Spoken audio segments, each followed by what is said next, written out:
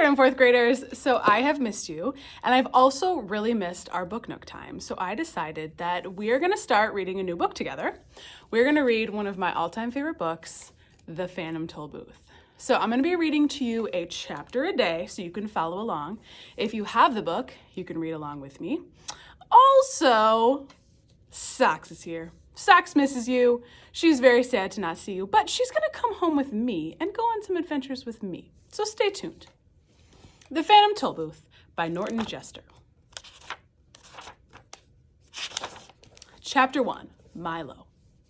There once was a boy named Milo who didn't know what to do with himself. Not just sometimes, but always. When he was in school, he longed to be out, and when he was out, he longed to be in. On the way, he thought about coming home, and coming home, he thought about going. Wherever he wished he was, where he wished he was somewhere else. And when he got there, he wondered why he'd bothered. Nothing really interested him, least of all the things that should have. It seems to me that almost everything is a waste of time, he remarked one day as he walked dejectedly home from school. I can't see the point in learning to use and solve useless problems, or subtracting turnips from turnips, or knowing where Ethiopia is, or knowing how to spell February. And since no one bothered to explain otherwise, he regarded the process of seeking knowledge as the greatest waste of all time. As he and his unhappy thoughts hurried along, for while he was never anxious to be where he was going, he liked to get there as quickly as possible. It seemed a great wonder that the world, which was so large, could sometimes feel so small and empty. And worst of all, he continued sadly, there is nothing for me to do, nowhere I'd care to go, and hardly anything worth seeing. He punctuated that last thought with a deep sigh that sent a house sparrow singing nearby and stopped and rushed home to be with his family. Without stopping or looking up, he rushed past the buildings and busy shops that lined the street, and in a few minutes reached home, dashed through the lobby, hopped on the elevator, 2, 3, 4, 5, 6, 7, 8, and off again, opened the apartment door and rushed into his room, flopped dejectedly into a chair and grumbled softly, "Another long afternoon." He looked glumly at all the things he owned. The books that were too much trouble to read, the tools he'd never learned to use, the small electric automobile he hadn't driven in months, or was it years, and the hundreds of other games and toys and bats and balls and bits and pieces scattered around him. And then, to one side of the room, just next to the phonograph, he noticed something he certainly had never seen before. Who could possibly have left such an enormous package, and such a strange one? For while it was not quite square, it was definitely not round, and for its size, it was larger than almost any other big package of a smaller dimension that he'd ever seen. Attached to one side was a bright blue envelope, which said simply, "For Milo, who has plenty of time." Of course, if you've ever gotten a surprise package, you can imagine how puzzled and excited Milo was. And if you've never gotten one, pay close attention, because someday you might. "I don't think it's my birthday," he puzzled, "and Christmas must be months away, and I haven't been outstandingly good, or even good at all." He had to admit that even to himself. "Most probably I won't like it anyway, but since I don't know where it came from, I can't possibly send it back." He thought about it for quite a while and then opened the envelope, but just to be polite.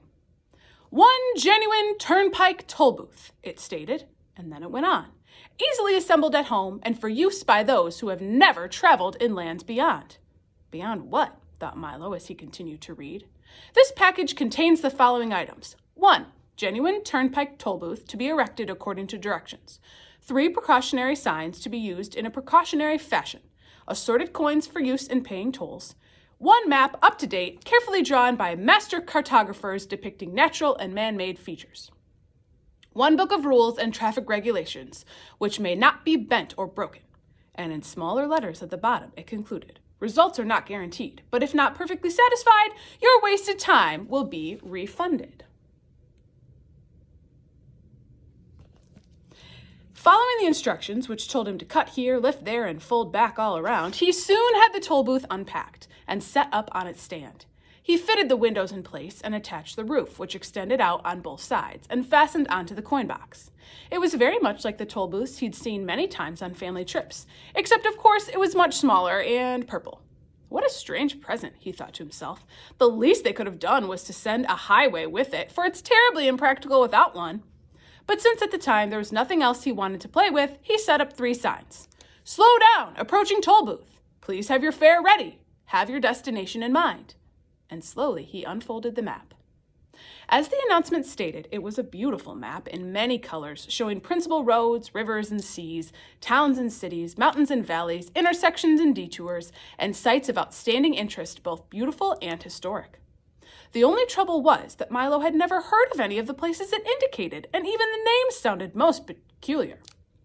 I don't think there really is such a country, he concluded after studying it carefully. Well, it doesn't matter anyway. He closed his eyes and poked a finger at the map. Dictionopolis, read Milo slowly when he saw what his finger had chosen. Oh well, I might as well go there as anywhere. He walked across the room and dusted the car off carefully. Then, taking the map and rulebook with him, he hopped in and, for lack of anything better to do, drove slowly up to the toll booth. As he deposited his coin and rolled past, he remarked wistfully, I do hope this is an interesting game. Otherwise, this afternoon will be so terribly dull. I hope you are enjoying your time and that you are able to work with your homework and your parents and that you're able to have fun and keep on reading. You can listen to books on audio and any kind of books that you have. Keep reading and keep a list so that when I see you again, I can see how many books you've read. See you later.